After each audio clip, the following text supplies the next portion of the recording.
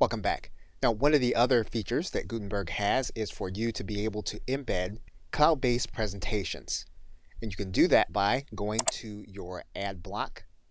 And this time, we're going to look for both Speaker Deck as well as Slideshare. Now, first, what we're going to do is we're going to start by typing in Slideshare, and you'll see the box there.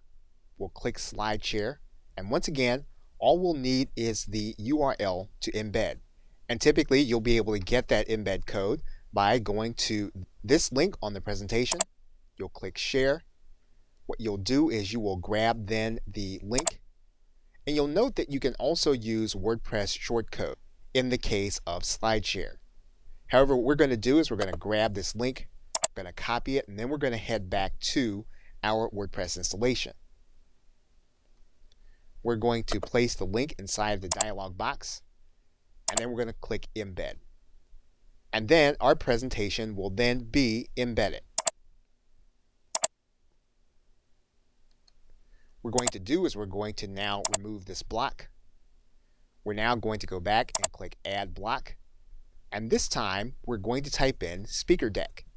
You'll note that it is part of our most used section, but we can also go and just type in Speaker Deck. Click on the box. And once again, we'll need to go to Speaker Deck to get the URL. Now with Speaker Deck, you probably won't see a share button or a share link. But all you'll need to do is to grab the URL from the address bar and then head back to your WordPress installation. You'll then embed that link.